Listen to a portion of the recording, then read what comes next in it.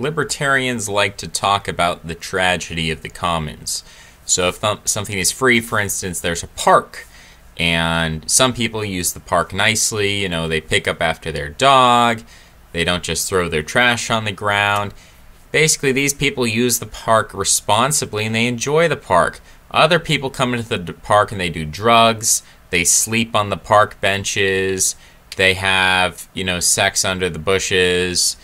They don't treat the park very well. And so they increase the cost of park maintenance. And that's the tragedy of the commons. When something's free, then people are free to use and to abuse it and to take more than their fair share, and to misuse resources and to abuse resources. And we see this all the time, people abusing the commons. I can't eat fish anymore.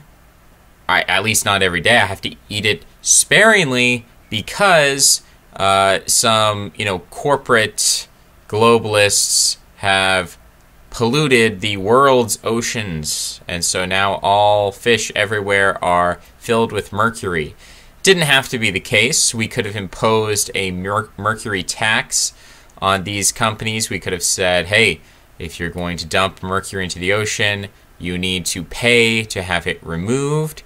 And if that's too expensive, then we're going to shut you down, basically impose penalties for your abuse of the commons. So abuse of the commons is a very common thing, but there's also abuse of a market. And I want to talk about that today, where even if you privatize everything, which is the assumption of libertarians, well, the simple solution is to make everything into property, the propertarian solution. Kurt Doolittle talks about it with the lying and deception, that if you're deceiving someone, you are imposing costs upon them, and therefore we can punish people for not just perjury, lying in court, but also for slander and just for misinformation, mischaracterization. But we already have examples in a capitalist economy where people do abuse private property, and that imposes costs on everyone. So let's give an example. If you're renting a car, let's say you have a society where everyone is a professional driver, no one drives drunk. When people drive their cars, they drive to the best of their ability. Only middle-aged male drivers, who I suppose are the safest drivers around, you're going to have very cheap car rentals. We can talk about other things like do you leave trash in the car, things like that. But right now we're just going to focus on driving ability. And so if people take care of the car and they never crash and there's never any problems, then renting cars will be very cheap. Because for the person renting the car, the company, they're going to make a risk calculation. They're going to say, if I rent out this car, the chance of anyone crashing is very, very low. And so they're just going to go, they're going to use the car, they're going to drive the car, they're going to fill it up with gas, they're going to return it, and I'll rent it to the next person. And there's really very little cost associated with renting out that car. And so you could rent cars to people for $10, $20 a day. Of course, after a sufficient amount of time, you are going to have to replace parts, fix part of the car. But because the risk of crashing is very low, you can charge people very cheaply. Now, this benefits everyone, right? If you want to rent a car, if I want to rent the car, because we as a society, we are good drivers, then we're going to be able to do so very cheaply. And so if we want to rent a car for whatever reason, let's say our car is in the shop or we just don't have one and we want to go somewhere, we could rent a car for a very cheap price, say $10, $20. A lot of the price of renting a car has to do with the insurance. What if someone crashes the car or they break the car? And you see this when people are young and they want to rent a car, there's an additional cost and an additional fee because they're deemed to be less responsible, more likely to crash the car. So what happens when everyone's a bad driver? Well, if the likelihood of people crashing the car increase, for instance, everyone's drunk driving, everyone's getting high, everyone's on drugs, there's a lot of female drivers, there are people who are inept, people who like to take the car drag racing, they like to do all kinds of abusive things with the cars, criminals who will rent a car under a false name and try to steal the car. Basically, when we talk about the losses to the company, all of a sudden losses have shot way up. So rather than charging people like $20 a day to rent the car, now you have to charge someone like $200 a day to rent a car, or even more, and you have to have them put down a deposit, say $1,000 deposit, because you're pretty sure that they're going to destroy the car. So when we look at a market economy, even in a situation where everything is privatized in this scenario, there's no commons, there's no government intervention necessarily, but we do have a case where when you have a society full of good, responsible people, then actually the market is much more efficient, because I can much more easily obtain goods and resources and things like loans, because, a company can look at a population and say, hey, this is a good society, this is a good population, I'm sure they'll pay back their loan, I'm sure they'll get the car back on time, and so business runs a lot more smoothly. This is one of the reasons why, if you look at Sweden as a country, very high tax rate, okay, huge amount of regulation, and yet the economy in Sweden is actually fairly good compared to a lot of other neighboring countries and countries around the world, because the Swedish people are such a reliable people. It helps the market in every sense. It helps the market work more smoothly. So social trust is really what we're talking about here, the ability of a company to trust that its customers are going to be responsible citizens, that they're going to act with a certain level of morality. That's an important thing. And it's not just morality in terms of making the right or wrong decision explicitly or consciously, but also being careful, being conscientious, not making the kind of mistakes that lead one to not be able to return the car or pay back the loan. So when you live in a homogeneous, high-trust society, then the economy works better, even if you have a ton of regulation, even if you have a ton of taxes, still the economy works good. Now, let's look at a very homogeneous African country. Let's say we take the Igbo tribe of Nigeria, and we eliminate all the other tribes of Nigeria and just have the Igbo ethno-state in Nigeria. Would that be a high-trust society? Would that be a society in which business would run smoothly? Everyone's ethnically homogeneous. I would still think that Sweden, a country like Sweden, even if it is technically more ethnically diverse, you have the Goths and the Visigoths and Ostrogoths and all these different tribes that came from Sweden and went around Europe and ruled various parts of Europe. Still, even though Sweden has a level of ethnic diversity in terms of different, not everyone is blonde-haired, not everyone is blue-eyed. You have different facial morphologies, so you have some people who have wider faces, some people who have narrower faces, etc., etc. So there's a level of diversity in Sweden, but the people there are good-natured, as opposed to the Igbo people of Nigeria. I would think if you made a pure homogeneous ethno-state, you still wouldn't get the high levels of social trust that you see in Sweden. And we could do a further experiment. We could take something like the English and the Swedes and mix them into a 50-50 multicultural state. Still, I think there would be a high degree of social trust. Now, people who are racially white, another example of this, Russians. Russia has a very low level of social trust. There's a very high degree of corruption. You might say, oh, well, Russia is just full of Mongolians and Tartars and non-white peoples.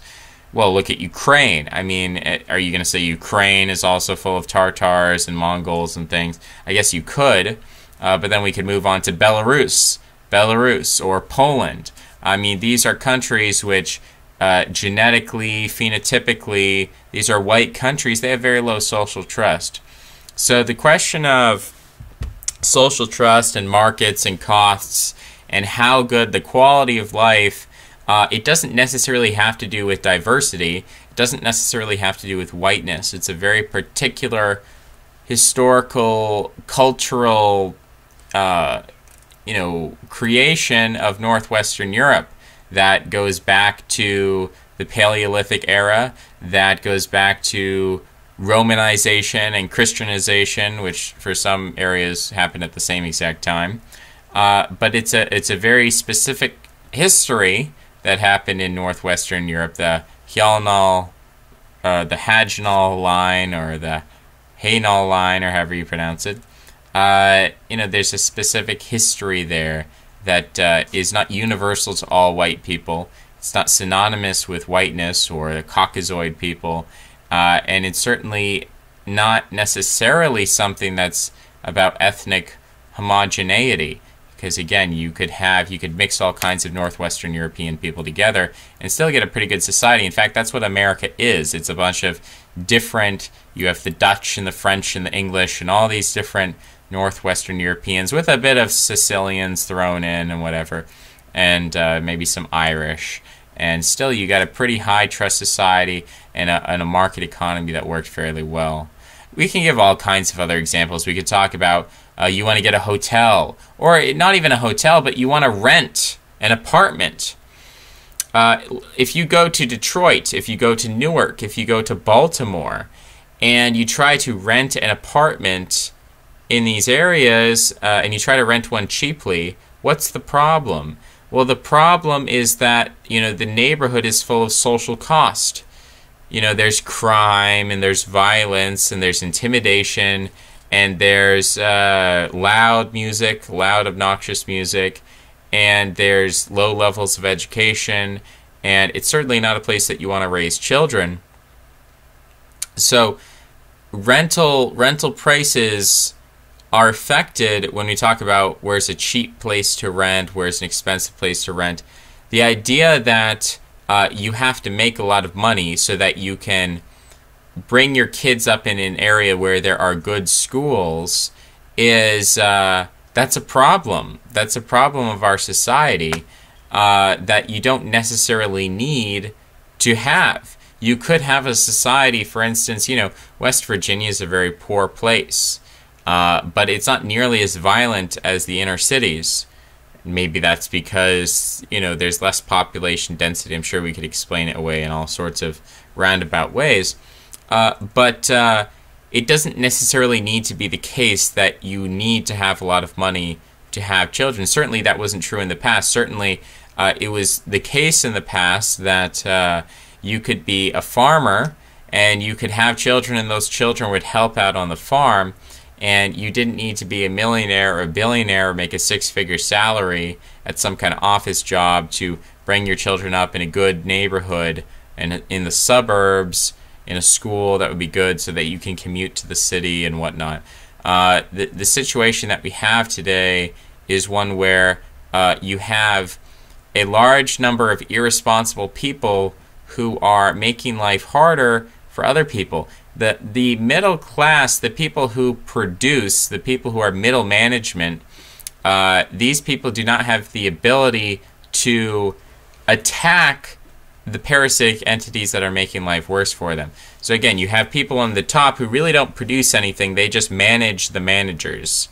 You have a middle class of people who have some kind of managerial skill, or they have some kind of, and these are, in the Marxist view, these are like the factory workers, or not the factory workers, but the factory managers. But a factory manager is very distinct from a factory owner. The factory owner is the guy who never spends time in the factory. He at this point, it's someone who owns stock in the company that owns the factory. That's who's really making all the money. That's who's controlling the shareholders at the top. They're controlling the way decisions are made. And the manager is just stuck actually doing the work needed to keep the factory running. He's hired by the owners, by the shareholders, by the board of directors and whatever. Those people don't do any work. And then the people on the bottom are making life miserable for everyone else. They're, making life miserable with violence and with their obnoxious culture, their lack of education, their littering, their destruction of the environment. They're making everything more expensive. So most of your salary, rather than being put toward productive things, is put toward basically satisfying the needs of women, which is a huge black hole. That's a pit that can never be filled. And you're also trying just to get away from people who are going to influence your children in a bad way.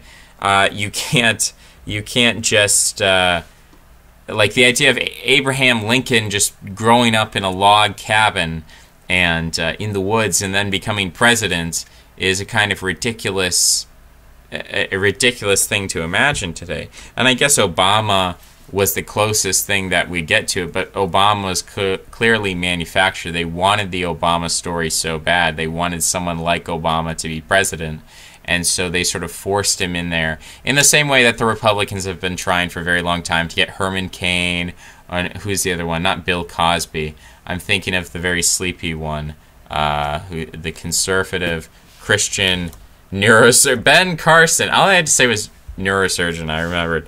Ben Carson. So they're trying to force a black guy in there, but the Democrats were better at that game, and they won. So, if you're rich, I guess this tragedy of the market that I'm describing, where, the market itself is kind of a commons. Like you can't just privatize everything and make everything into property and solve the problem of parasitic people, because parasitic people will link up with the super rich and create a thing called democracy. Democracy, time and time again, is how the super rich basically force the middle class to do their bidding.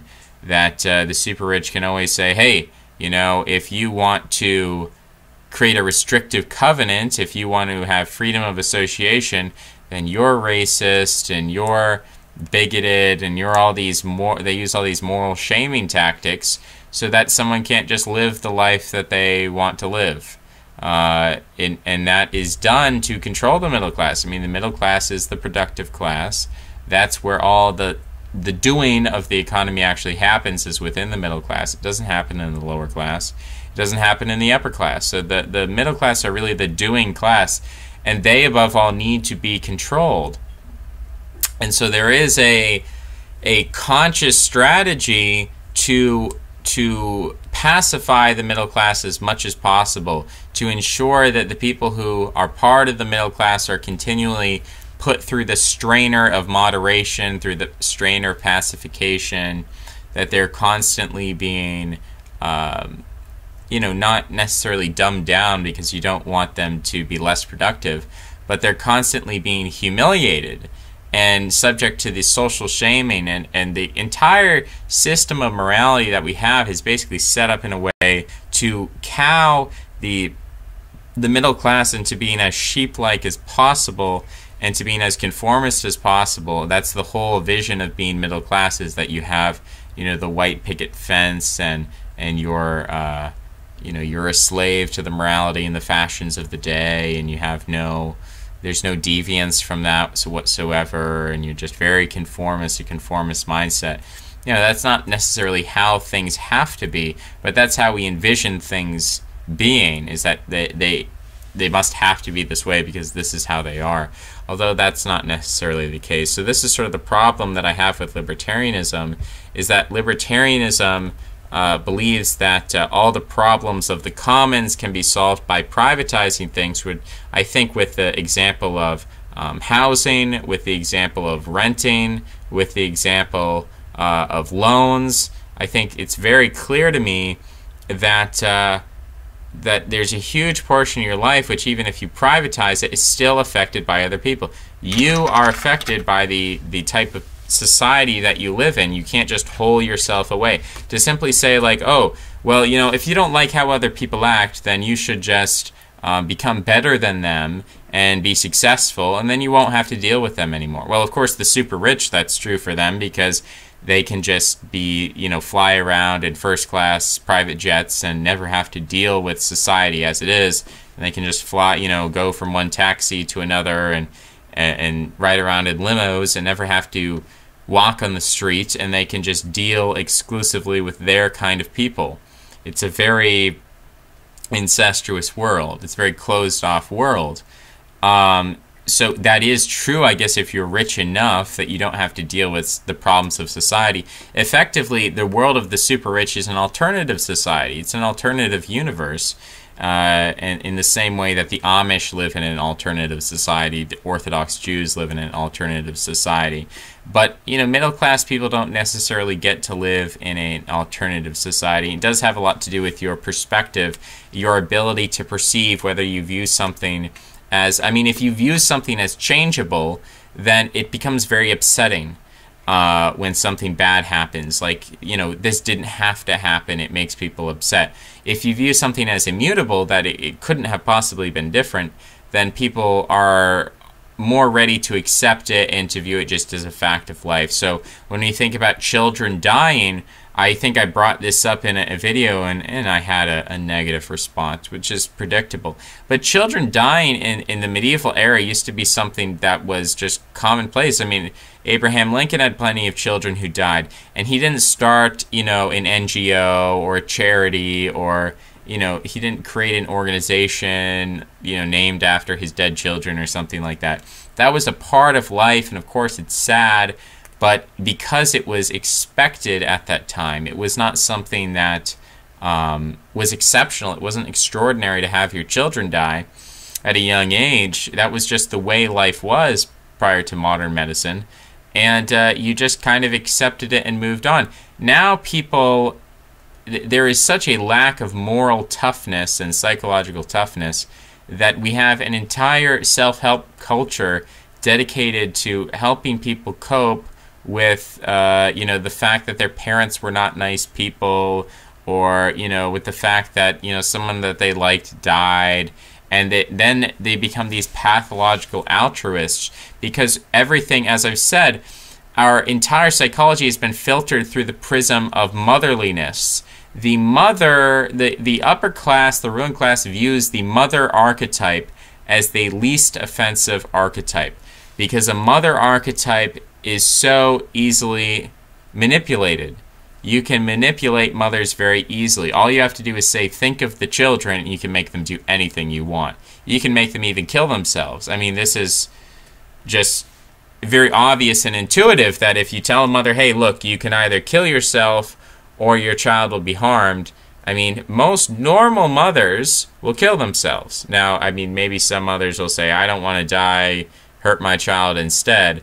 But our conception, the ideal archetype of the mother, is someone who does kill themselves in order to save their children. And so the conscious plan of the elites, in order to control the population, is to make the average man and woman into this ideal mother archetype of someone who is always willing to kill themselves and sacrifice themselves for the sake of their children. Now, this wasn't the true for civilized moral peoples of the past. Certainly, the Jews believed that if a child was disobedient, at least it's written in the Torah that it's permissible to kill the child. It's even commanded to kill the child. Certainly in Islam, we have the concept of honor killings. In Roman Empire, you had the paterfamilias, head of the family, who has the right to end the life of his wife and children if he finds them to be out of step with the order of the family. In Hinduism, the idea, there is a concept of honor killing. Certainly in pre-Christian Northern Europe, it wouldn't necessarily have been honor killing, although certainly banishment was a common tool. We know people were thrown into bogs for various infractions. Enslavement was slavery was a common thing. So there were all kinds of methods and measures that people would use to punish those who had stepped out of line. And it's very clear that, if you were a man and your children acted up, or they acted in a way that brought shame upon the family, in all these different cultures that I've described, we could even talk about the Mayans, the Aztecs, and Inca, and how they engaged in child sacrifice. Why? Because the individual life of the child was not seen as more important than the life of the community. So, I mean, you can agree or disagree with this, but I'm simply stating that there's been a huge psychological shift in how people think about children, the past to the present, in that children used to be held to certain standards. And if the children failed, the most extreme example, I guess, would be the Spartans leaving the children to die in a die of exposure. But of course, many Native Americans cultures did this, and many African cultures. I think the book is Things Fall Apart by Chinua Achebe. He's describing the Igbo people of Nigeria, and he's describing how they have a superstitious concept that if two twins are left alive, that it's going to bring an evil spirit upon the village, and so one of the twins must die. And so the hero of the book actually takes this twin out into the woods, and I think he just kills him. I don't think he leaves him to die of exposure. I think he just kills him. And that is the morality of the African people and of Eurasian people and American people. I mean, that was the ancient morality that pretty much all humans held in concert. Why? Because that was the only morality that you could have and be a successful collective. To take the mother archetype and to universalize it, which again, the mother archetype is the archetype which says, I'm willing to kill myself and sacrifice all of civilization just so these poor little children don't get hurt. That is now the morality of our age. There's no escaping it. I mean, that is the ultimate thing. Even you can have people who are self-described neo-Nazi, Hitler worshippers, and still they'll, say that, the children are the most important thing, and there's this, it's almost like it seems to me to have to do with the concept of delayed adolescence, this solipsism, the identification with children. It portrays a kind of childishness. As in the opposition to that, you have plenty of examples, child labor, examples where even 100 years ago, people, young children had to take up arms as child soldiers, or and this is in Europe I'm talking about. I'm not talking about in Africa. I'm saying in Europe, children below the age of 18 had to take up guns and go to war. Children under the age of 18 had to become the breadwinner for their family. I mean, Charles Dickens is an example of someone where I think his father was in prison for not paying his debts, and so Charles Dickens had to go to work. And so Charles Dickens, a lot of the experiences that he writes about in his books are from his memories. They're not just completely fictional.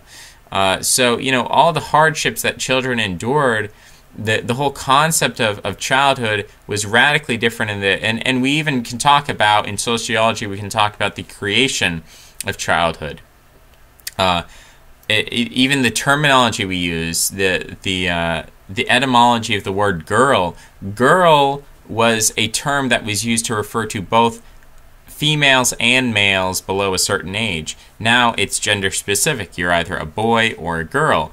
But that shows that there is a radical change that has happened in how we perceive childhood, how we perceive, the childhood innocence as the most precious thing. And Charles Dickens writes about that at a time when that Victorian ethic is changing the perception of childhood.